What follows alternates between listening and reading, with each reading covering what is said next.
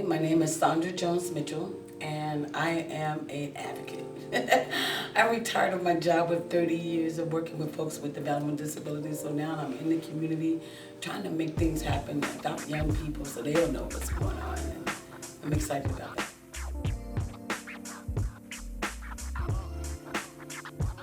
No, I didn't move to Avondale to age 14. So I grew up in Commonwealth, right, where everyone knew each other.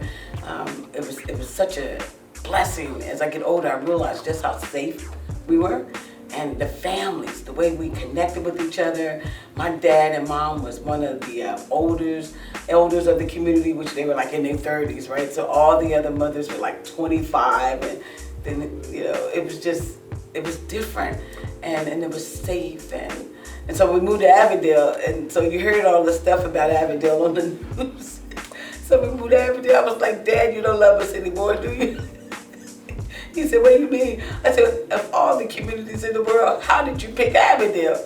Because of the fear factor, and it paralyzed me. So at 14, I'm thinking, okay, this is a new community. Nobody really cares about each other. Nobody know each other unless you're from Avondale. And they knew right away I wasn't from Avondale.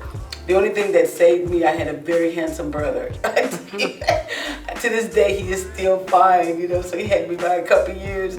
And so they were so busy trying to get with my brother, it spared me. It was just, I tease my brother about that to this day. We now 62 and 64 years of age. I was like, you saved me in Avondale, because those girls was rough.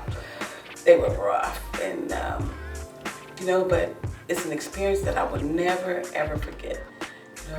Growing up from Commonwealth to Avondale, what it did was made me grow up faster, because we had our parents, but although we moved to Avondale, there was still a lot of single parents.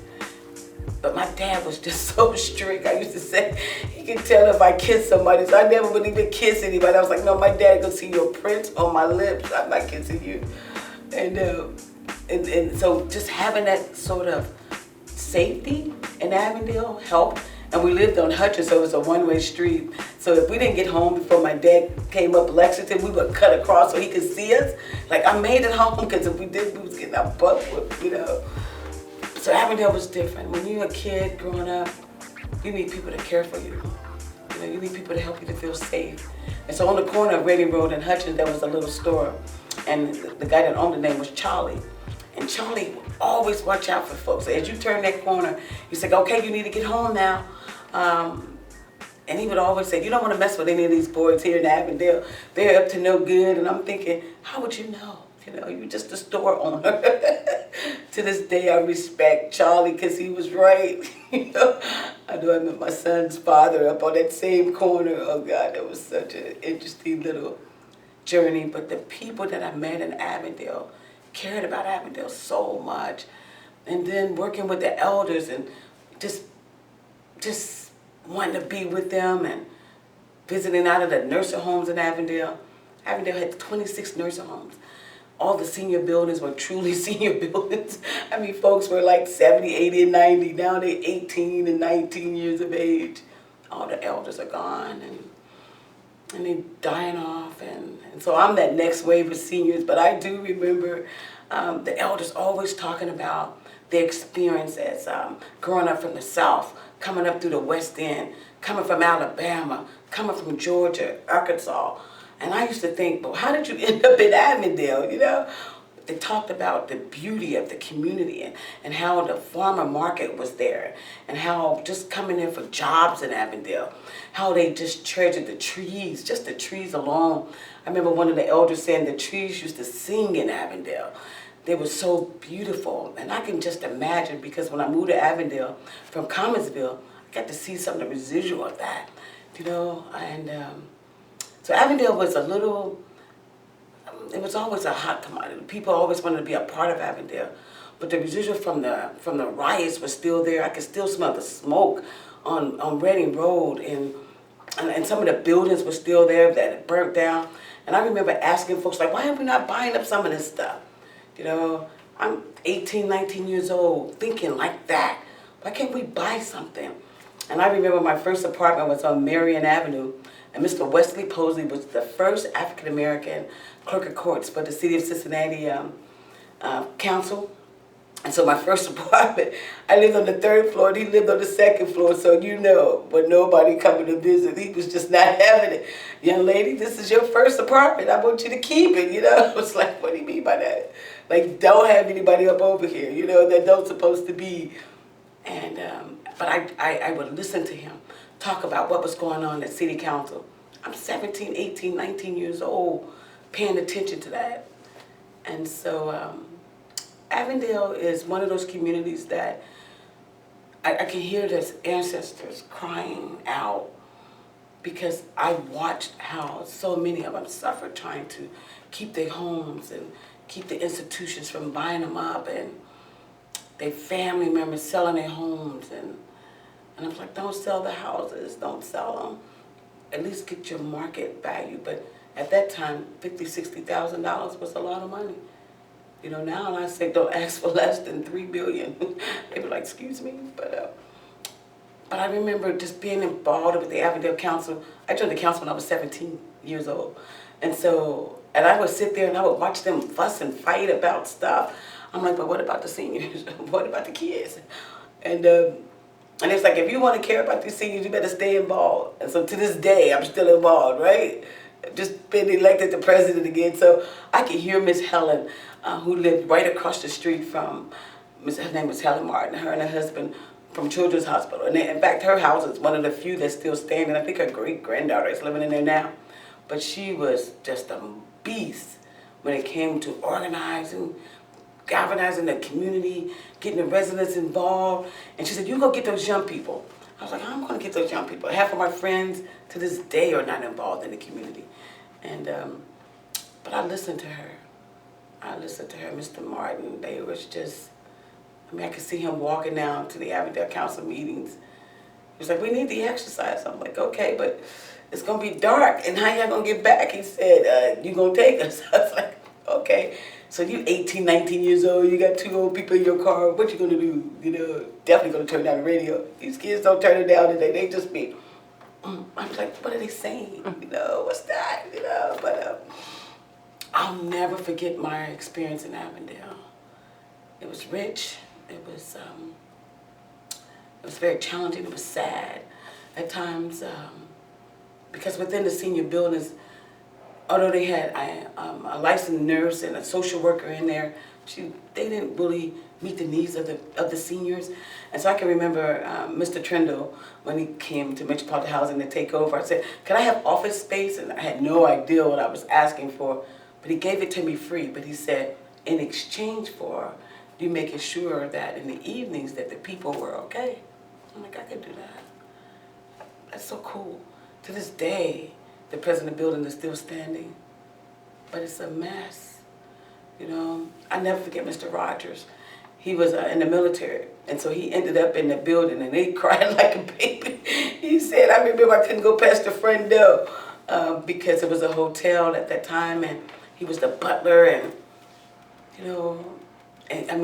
it made him so sad that he ended up at that building, that same building he wasn't allowed to be in. There's so many of those stories. So I'm writing a book that I'm finally trying to put together because all of those folks' stories still in my head and in my heart. And I watched them suffer to the degree that some of them died prematurely, 50, 60 years old. And I used to think, man, when I get to be that old, and now I'm that old, I was like, now I'm them. It just tickles me to death that I'm 62 years old. I'm telling you, it just, because they were my age. Fighting. We're still fighting. The fight is not over, y'all. And if you think it is, I got a story for you. And so now my goal is to help young people to see that they can do it. Jesse Jackson changed my life at Hughes High School. I thought I was all of that in the 7th and 8th, 9th, 10th, 11th, 12th grade. I was supposed to run track. My goal was to be in the 76 Olympics. My mom was like, I ain't doing that. I was like, when I got to Hughes, I started getting around all those other folks, started smoking cigarettes, lost that dream. But you know what? I was able to go to the 96 Olympics. And I remember bringing back some of the tickets to show our elders. And they were like, you would have thought that I went to the moon. They were so excited about that. I still have those tickets to this day. I'm hanging on the back of my door now.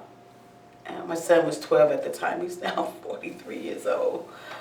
So I have a great life. If nothing else, my legacy is going to be how to help young people to see that they can change this world. Because I believe that. I still believe that. Through God, you can do anything you want. But you got to get the people involved. So being the new president of Avondale Community Council again, it's going to be different than last time. The difference is the people are going to be so empowered. We're going to make sure that every meeting that we address the issues, but we're going to give folks an opportunity to volunteer their time, energy, and their talents and their gifts.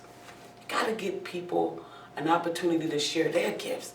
A lot of times folks will say, what's your strength? What's your weakness?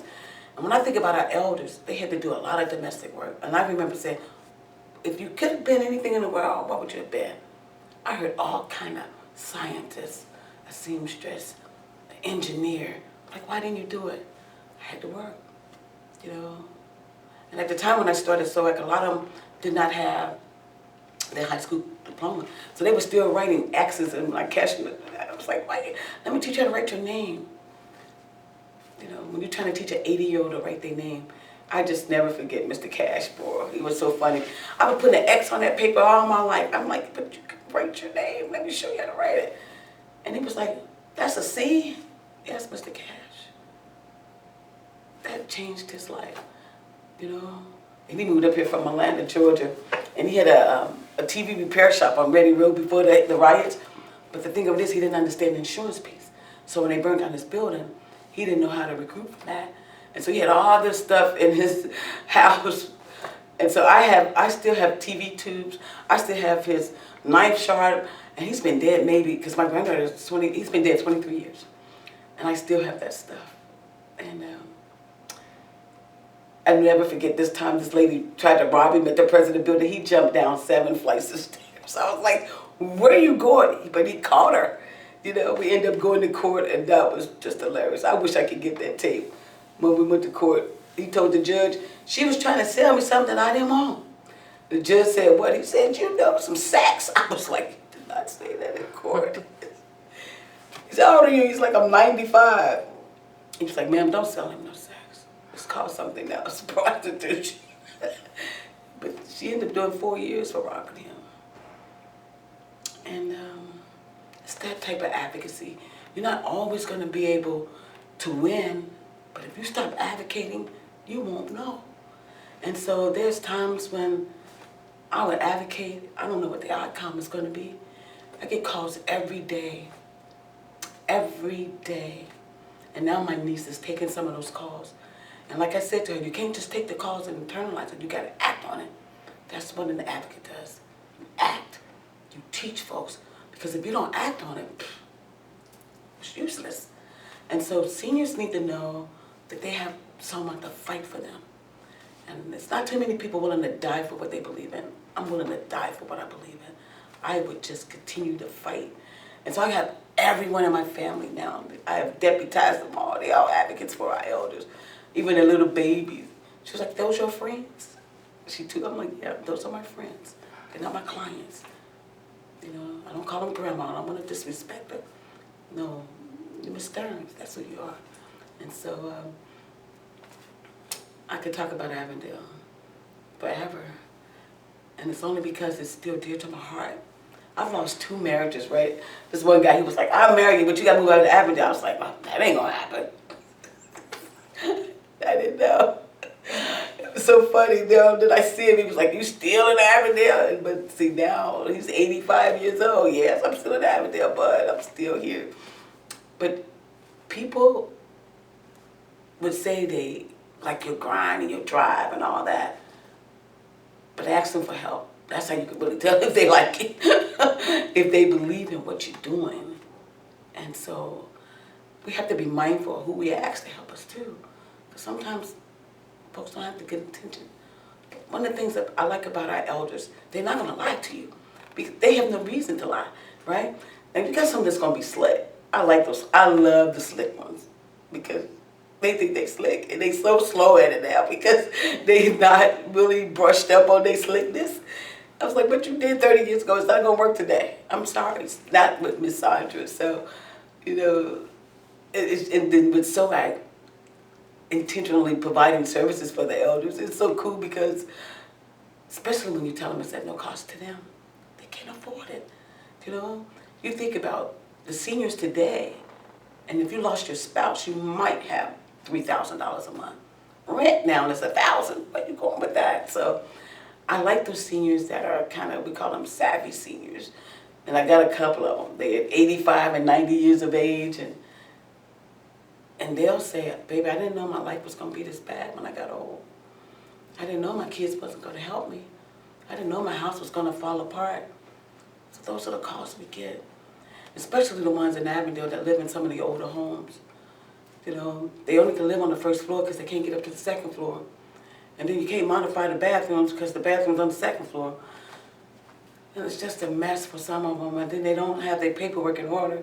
So when they die, guess what? It goes to probate. The daughter thinks she's going to get it because it's in the nursing home. No, boy, it doesn't work that way. So educating family members and saying to them, you have a loved one, get on their deed now before they get too old or too sick. Because I had a lady call today. She took her mother home from the nursing home. The police showed up at her house this morning. And the police said, we're here to get you because you're neglecting your mom. She said, what do you mean? The nursing home or someone else, like I told her, don't think it couldn't be one of your friends or family members that called the police because they're jealous. People would do things to hurt you. You could be the lead. Just expect that. And she said, Sandra, I never thought about that. I'm like, okay. But this is what the police said. He said, so you taking care of your mom? She said, yes. She's in the other room. He said, what the heck they called me for? And laughed. So who called the police on her this morning? Who did that? Somebody did. And it's not the first time. This is like the 5th time. She's just fed up. So today, to be able to give her some information so she can be proactive. And her mother, she said, her mom said, thank you, baby. Could you imagine an 80-year-old woman saying, thank you, baby, for fighting for me? That's what we need to do. Keep fighting for our seniors. It breaks my heart sometimes when they are neglected. I mean, if I show you some pictures of this lady house that they fixing to this day, the plumber came in and took out all her plumbing. All of her plumbing? Why would you do that? Yeah, because you didn't think she knew. You didn't think she had anybody. But guess what? To this day, her plumbing getting fixed. I thank God for the Avondale Development Corporation. We showed the pictures to Russ. Russ like, oh, wait a minute, this is not right. Got him right on it this past week. I can't fix plumbing, but that organization can. But just think, she's 86 years old. She's been taking her, it's a horrible graphic story, but I can tell you she's happy today. And my niece's name is VV. You did some things, girl. Who you know? That's what she said to her. Who you know? She said, I'm 86. I've been calling around, but you, girl. So you don't think she's going to be a fan for life? You're going to be taking care of her. That's the other sad part. They die. You go to their funerals, it might be 2 people there. 3. But that's all right. We all grow old one day. You got to teach other folks how to act and where you want to live. So Avondale needs to be a little bit more aging friendly, right? Because a lot of our homes are old, and a lot of our seniors can no longer live in those 3-story housing. And so I'm happy that the city of Cincinnati, I heard Mike, what is his name? I'm sorry, Councilman, I just saw it. Talking about this dwelling houses that you can build now on your land. We need to be able to do something like that. Mom needs a place to stay, put in a nursing home, and a space in your garage. Fix it up.